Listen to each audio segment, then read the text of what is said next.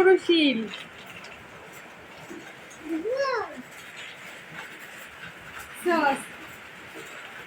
আমি আমার জীবনে প্রথম এত বড় শিল দেখলাম। কতগুলা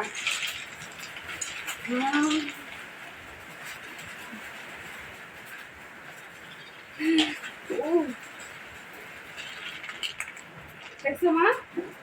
দেখছো আজকে এত বৃষ্টি হয়েছে পুরা